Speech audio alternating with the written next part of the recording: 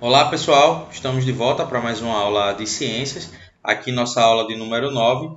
Nós vamos fazer uma revisão do que foi estudado até aqui. É interessante que vocês já tenham assistido às aulas anteriores para estar assistindo depois essa revisão. Nessa aula eu vou estar abordando algumas ideias ligadas aí ao estudo das ondas, da genética e da evolução dos seres vivos. Então vamos começar. Para falar de ondas, eu trouxe aqui a definição de uma onda. Então, uma onda é uma perturbação que se propaga através do espaço, desde o ponto que é produzida transportando energia, mas não transporta matéria.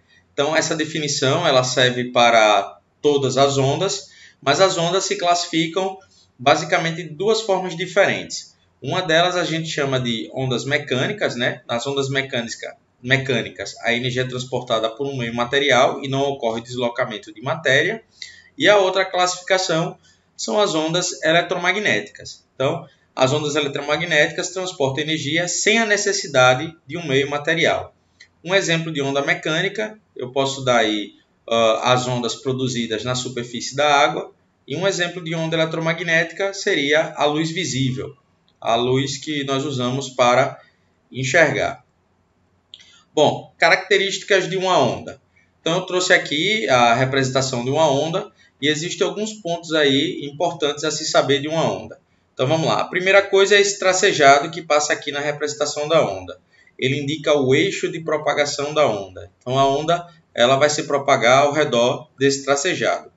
O ponto mais alto de uma onda, representado por esses pontinhos aqui, a gente chama de crista, ou também é possível chamar de pico.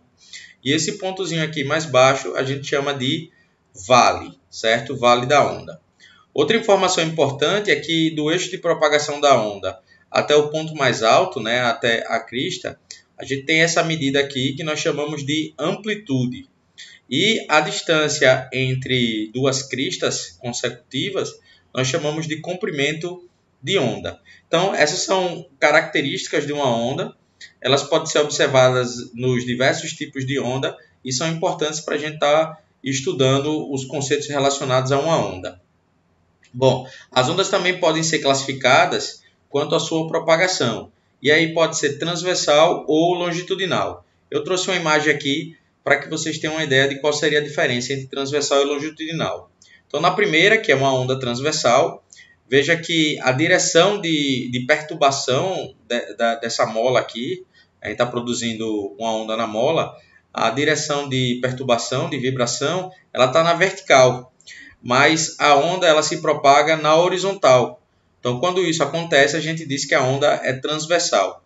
Já na segunda parte aqui da imagem, a perturbação, a vibração da mola, ela ocorre na horizontal e a onda também se propaga na horizontal.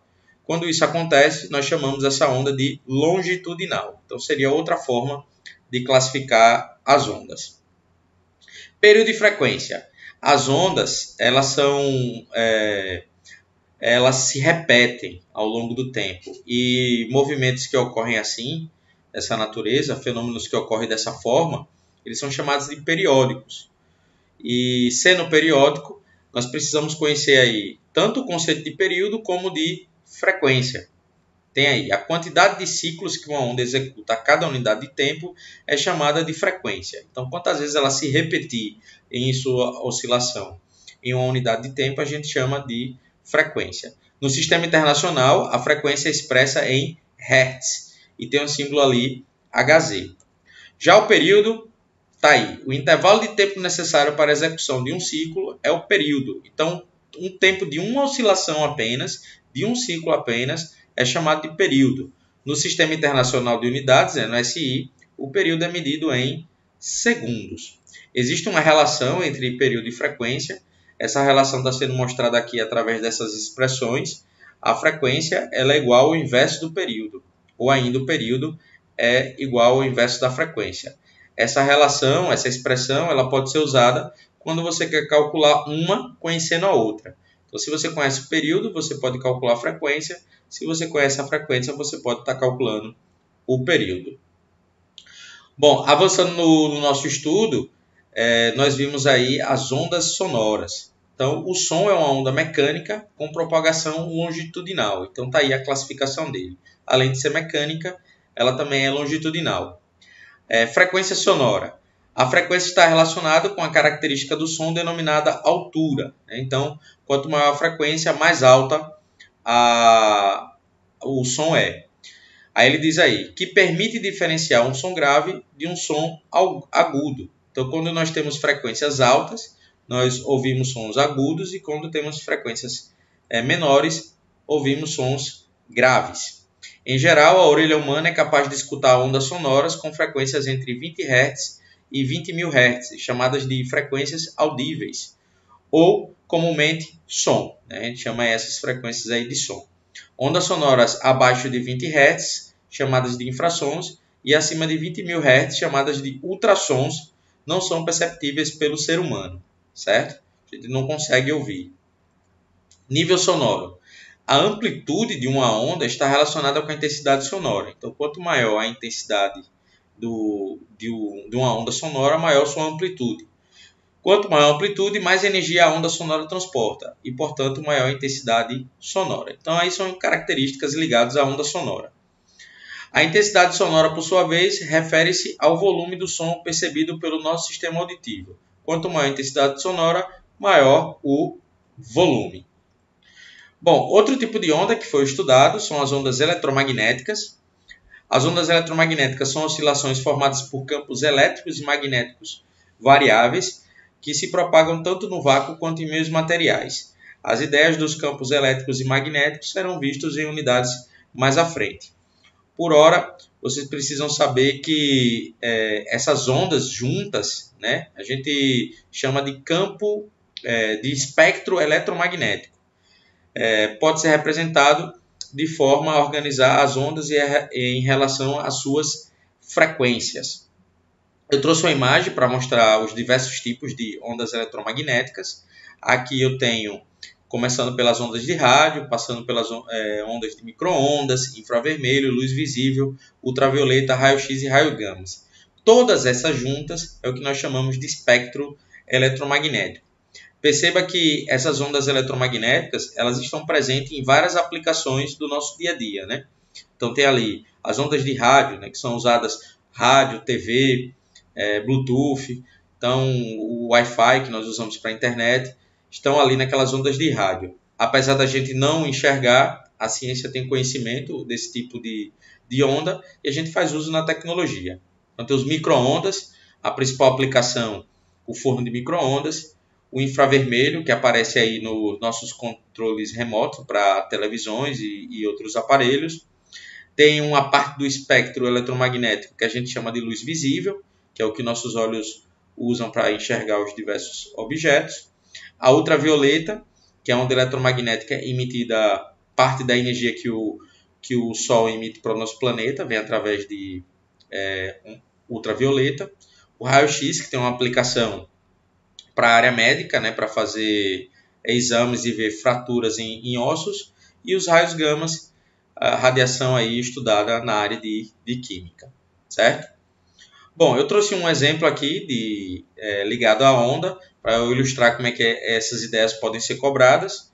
Tem aí, marque M para ondas do tipo mecânica e E para ondas do tipo eletromagnética. Então, as ondas do mar, eu vou estar marcando aqui M, porque a definição da onda mecânica é uma onda que precisa de um meio material para se propagar, e isso acontece com as ondas do mar. Já as ondas sonoras, né, as ondas sonoras também vou estar marcando M, porque geralmente ela usa o ar para se propagar, né? As ondas sonoras também precisam de um meio material, então são mecânicas.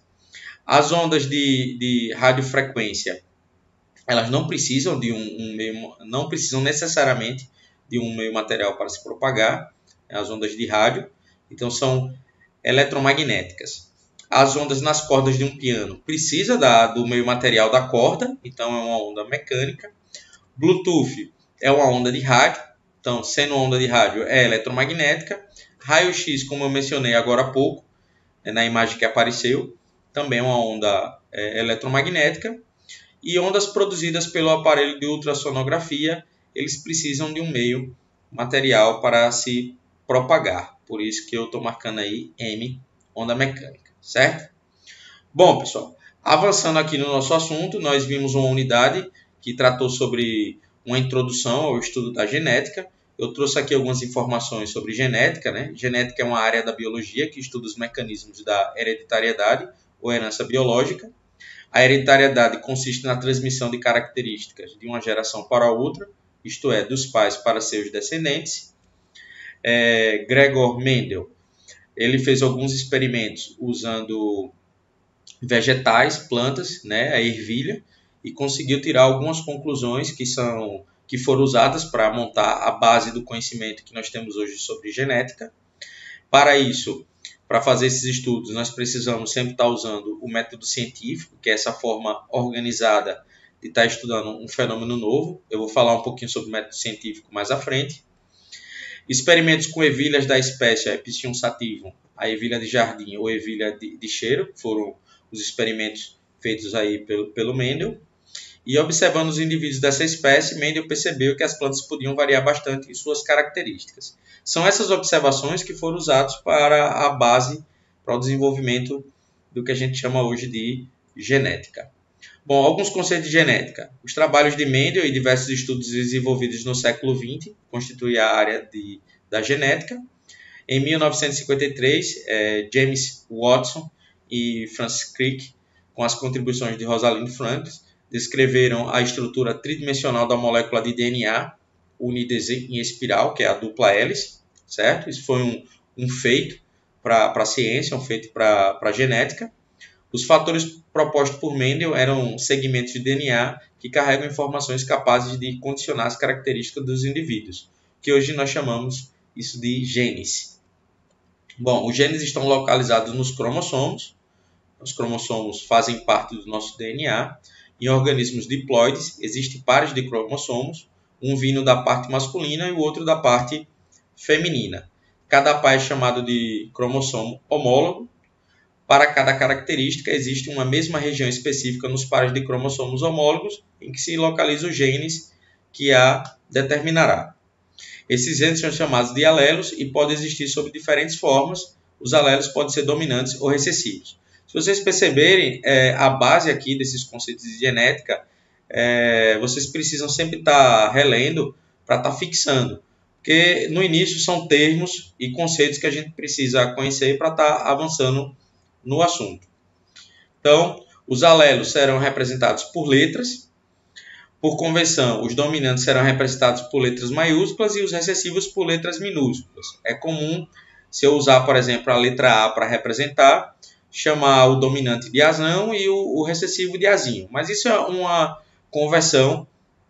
A gente pode também chamar de A maiúsculo, A minúsculo, ou então de dominante ou de recessivo, certo?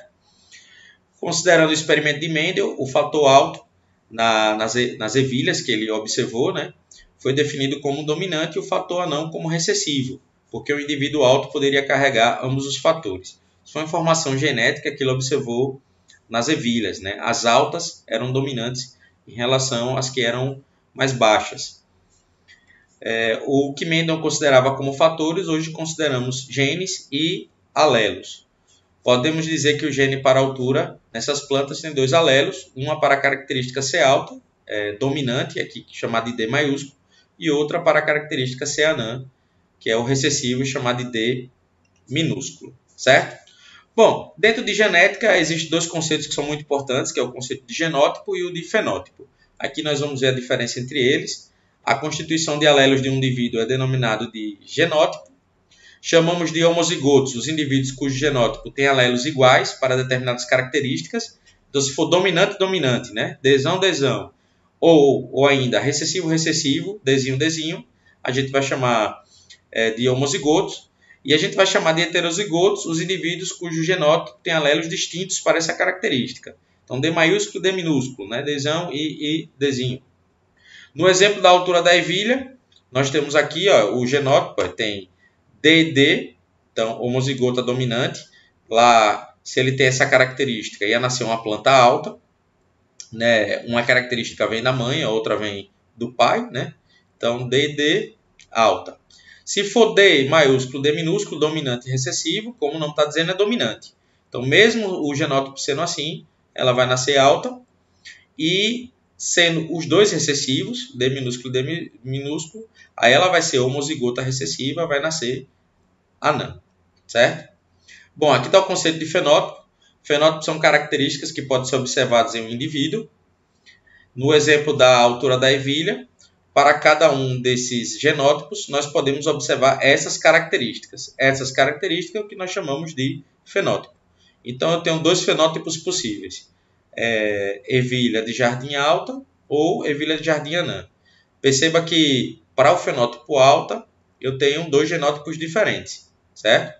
Mesmo que o fenótipo seja alto, eu posso ter genótipos diferentes. Os fenótipos também podem ser influenciados por algum fator ambiental. Bom, avançando no nosso estudo, nós vimos aí informações sobre árvores genealógicas. Elas podem ser usadas para estudo de hereditariedade, certo? A genética também pode ser usada para analisar os ancestrais e análise dos ancestrais e dos descendentes de uma pessoa, que é denominado genealogia, certo? E para a gente fazer isso, nós construímos árvores genealógicas. Aí ele diz: o histórico de ancestrais e descendentes de uma família pode ser representado por meio de um esquema cheio de ramificações, conhecido como árvore genealógica. Aqui eu trago um exemplo de árvore genealógica. Foi o exemplo que apareceu nas aulas anteriores.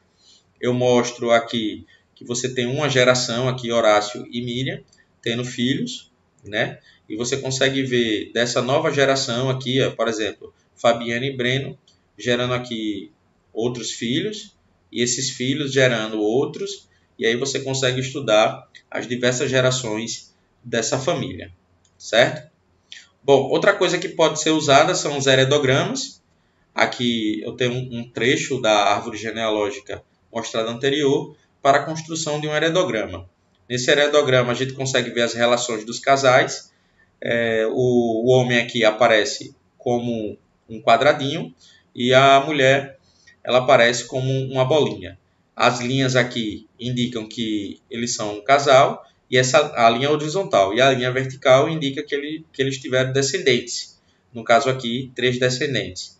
Como aqui é um quadrado, foi um homem, 2 bolinhas foram mulheres. Então, esses heredogramas a gente consegue usar para estar analisando o que aconteceu com as gerações descendentes, no caso aqui de Horácio e de Miriam. Bom, síndromes genéticas humanas. Então, os gametas humanos, ovócitos e espermatozoides, carregam apenas metade do conjunto cromossômico de nossa espécie, isto é, 23 cromossomos. No entanto, no processo de sua formação durante a divisão meiótica da célula, pode ocorrer erros na separação dos cromossomos, resultando em gametas com alterações numéricas ou alterações na estrutura de alguns cromossomos com pedaços ausentes. Então é o seguinte, os gametas humanos eles só levam metade das informações genéticas. E aí depois da fecundação, a metade que vem da mãe e a metade que vem do pai se unem para formar as informações genéticas de um novo indivíduo. No processo de divisão celular, para produzir esses gametas, podem ocorrer erros, e aí mudar o número de cromossomos ou até sobrar alguns pedaços, influenciando aí na quantidade de cromossomos.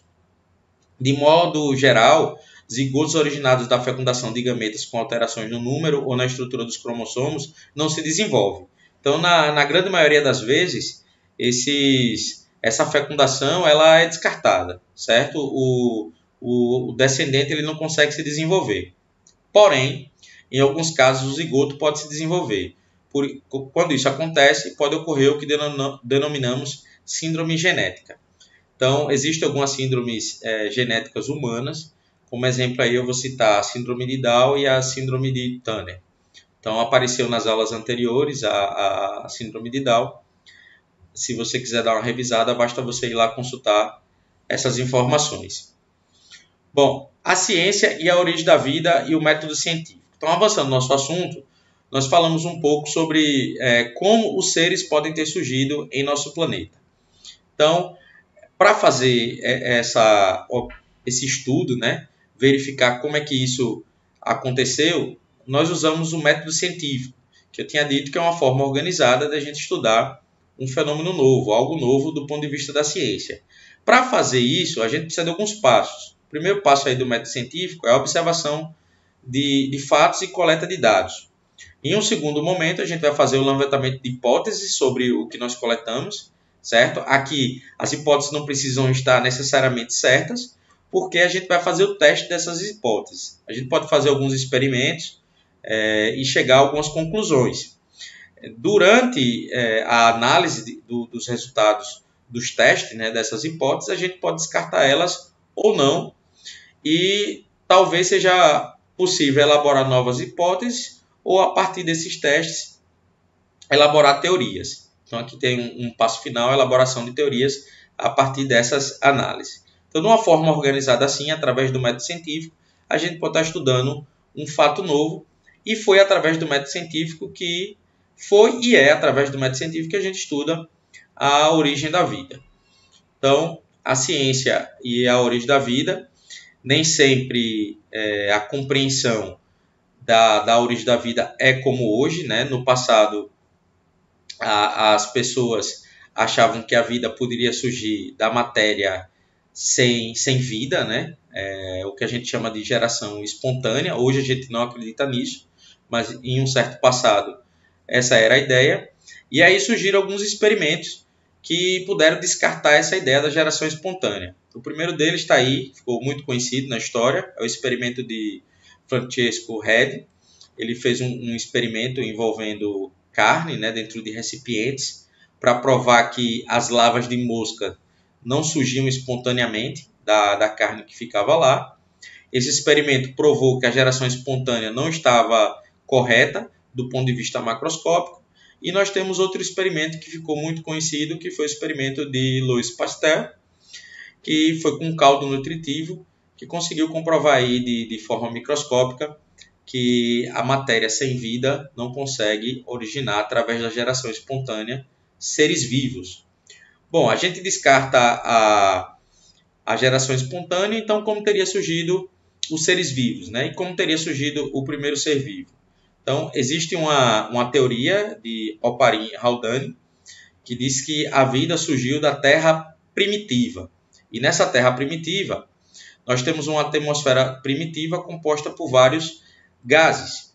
E aí, nessa Terra primitiva, surgiam várias descargas elétricas e radiação solar, que pode ter produzido aí as primeiras moléculas orgânicas, que, por sua vez, o acúmulo de moléculas na água do mar formou aí os aglomerados.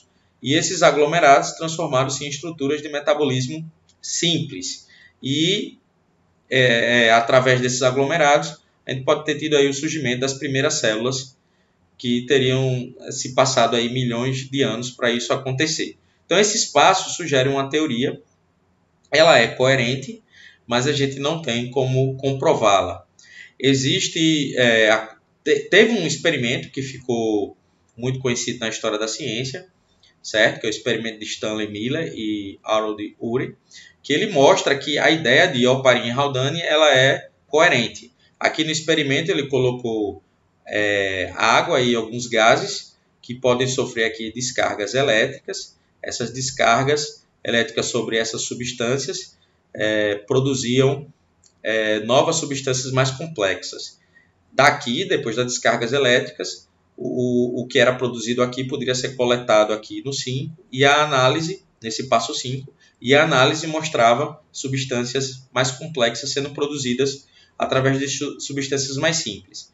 É um experimento que não comprova o surgimento da vida através da ideia de Oparin-Haldane, mas ele mostra que é possível, através de descargas elétricas e um ambiente semelhante à Terra primitiva, produzir compostos mais complexos, certo? Bom, como seria a evolução das espécies? Então, primeiro o ser vivo teria surgido na Terra primitiva e de uma forma muito simples. Mas como a gente teria os seres de hoje, então? Então, para estar explicando como os seres podem ter saído de seres simples para estar chegando a uma biodiversidade muito grande que nós conhecemos hoje, surgiram algumas ideias. Duas ficaram muito fortes, né?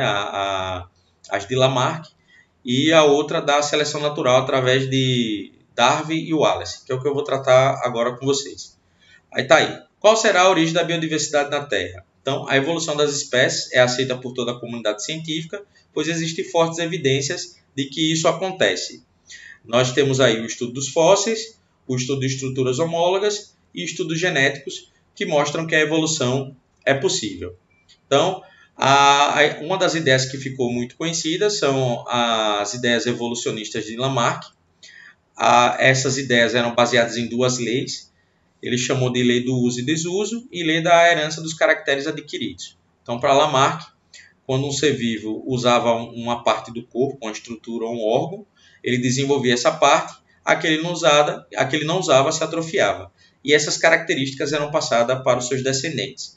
Ali ao lado está a imagem da girafa, que eu usei na aula anterior, né, na aula que eu falei sobre Lamarck, que ilustra o pescoço da girafa ele aumentando devido ao uso dessa estrutura, e aí os descendentes já nasceriam com um pescoço maior. Eu tenho também o evolucionismo de Darwin e Wallace, que é baseado aí na teoria da evolução por meio da seleção natural, certo? Essa teoria o Darwin conseguiu elaborar depois de uma viagem que ele fez. Ele passou por vários pontos do nosso planeta, né? Passou pelas ilhas de Galápagos. Lá ele observou os tentilhões, que são pássaros, e ele percebeu que através da semelhança entre eles é possível perceber que existia um ancestral comum que deu origem, através da seleção natural, a várias espécies diferentes. Então, essas são as teorias que ganharam destaque na história da ciência, mas hoje a gente não acredita nas ideias de Lamarck. E o que a ciência se baseia é nas ideias evolucionistas de Darwin e Wallace. Bom, evidências da evolução dos seres vivos. Então, está aqui uma imagem sobre os órgãos homólogos que foram citados. Então, vejam que as estruturas no morcego, na baleia e no gato são diferentes, de um certo ponto de vista, né? Uma é feita para voar, outra para nadar, outra para andar. Mas se você olhar a estrutura dos ossos deles, né, você consegue perceber semelhanças. Isso sugere que esses animais tenham tido ancestrais comuns. Os fósseis também são usados para a gente observar semelhanças. Aqui tem um fóssil de vários hominídeos, a gente consegue observar semelhanças entre eles. E aqui o caso que eu abordei nas aulas anteriores, que é dos fungos, que através de estudos genéticos nós conseguimos perceber que eles são mais parecidos com os animais do que com os vegetais, né? A princípio ele tem uma semelhança com os vegetais por estarem fixos, né, no solo, mas do ponto de vista genético eles são mais parecidos com os animais. Bom, por fim, a seleção natural ela pode produzir novos seres vivos, mas a ação do homem também pode ocasionar isso através da seleção artificial. Então, o exemplo que eu tratei antes foi das diversas raças de cachorro, né? Todos fazem parte da mesma espécie, mas aí a seleção artificial dessas características pode produzir várias raças diferentes de cachorro. E aqui eu trago também o exemplo do inseticida atuando sobre insetos, e esses inseticidas ao longo do tempo eles acabam selecionando os indivíduos que são mais fortes a esse inseticida para sobreviver. Bom, eu trouxe aqui um exemplo sobre essas ideias. Vocês podem pausar o vídeo e tentar responder, e depois vocês olham qual é a resposta. Então vamos lá. A tecnologia do DNA recombinante tem usado bactérias para fabricar substâncias úteis ao homem, como a insulina e alguns tipos de antibióticos. As indústrias farmacêuticas lutam para criar antibióticos cada vez mais potentes e eficazes contra diversos tipos de infecções. No entanto, o emprego de antibióticos de maneira indiscriminada, não controlada, tem sido a causa da incidência cada vez maior de patologias infecciosas resistentes ao uso de antibióticos. Tal fato se deve... Aí tem aí os itens. A resposta correta, né? Se vocês tentaram responder, letra E. Tal fato se deve... Aí tem aí, ocorreu seleção de linhagem de bactérias resistentes aos antibióticos. Então, o que o exemplo está se referindo é um caso de seleção artificial, certo? Bom, pessoal, Essas foram as informações da nossa aula. É importante que vocês tenham assistido às outras aulas, tenham feito a leitura do livro e também responder às atividades que foram passadas para aprofundamento dos assuntos, certo? Espero.